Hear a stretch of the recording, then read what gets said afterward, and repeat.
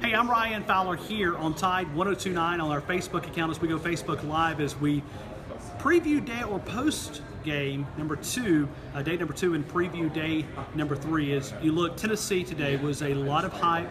I thought Butch Jones delivered a very solid message, but overall, Drew, I think Kirby Smart stole the show. I thought he walked in and delivered a solid message when you talk about his comment about Nick Saban and coaching for a long time and striving to be the best, I think was the take-home message. But Kirby Smart, to me, knocked a home run. By the way, Drew DeArmond, 97.7 ESPN, The Zone in Huntsville, Alabama. What did you think about Kirby Smart today?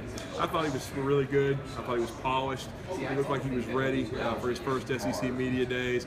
I agree with you. Got his point across. I thought he really was also personable to the media he was talking to, and I really think the Georgia fans have got to be excited about that and excited to get it cranked up. And he talked about their big opener against North Carolina, not really being talked about as much. They've got a lot of injuries, though. Going to be a very interesting start for Kirby Smart. Yeah, but you look at Georgia for a couple of minutes. They were 50-17 in 5 years under Mark Richt. You win 10 games, you get fired. 50-17. You think about Nick Saban blocking him in 2012 in that SEC title. If they win the SEC title in 2012, they win a national title.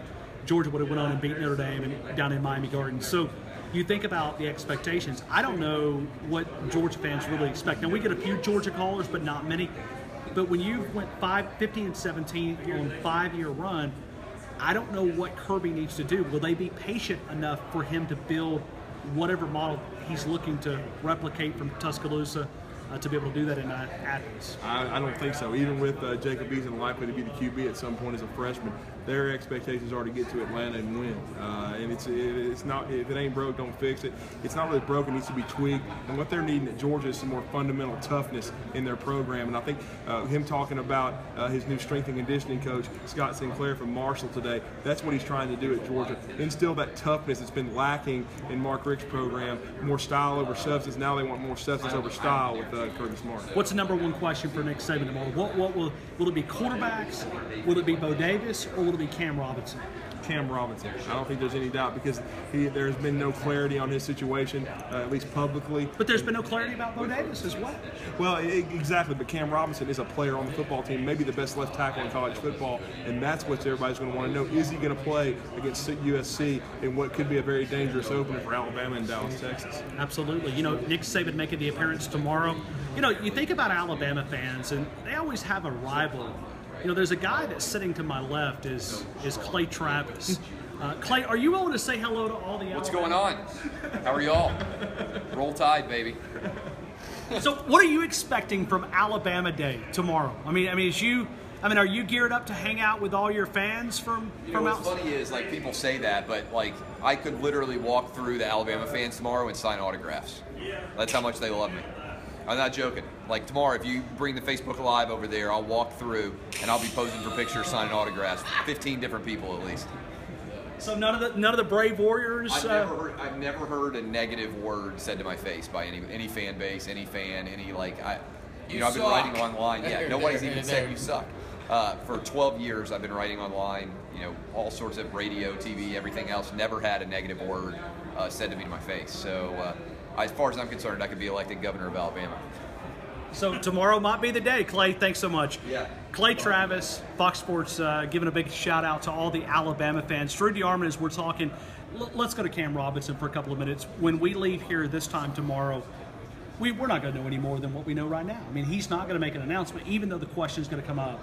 Cam Robinson's not going to be a discussion. It will be a discussion for the first 2 or 3 questions, and then when media realize that they're not going to get anywhere with Nick Saban, they're going to skip and go to the next conversation. He'll be asked to address it. He's not going to address it.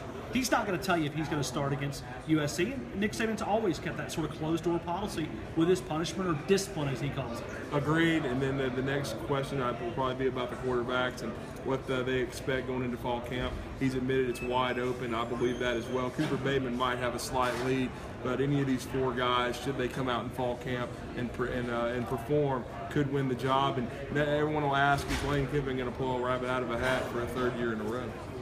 We'll see exactly how that works out. Jonathan Allen, O.J. Howard, Eddie Jackson. As we move forward, that'll be a lot of coverage. Nick Saban, let me invite you for one, Tide, 1029.com, the website. Going to have a ton of coverage there of Alabama's appearance, not only with just players, but coaches as well.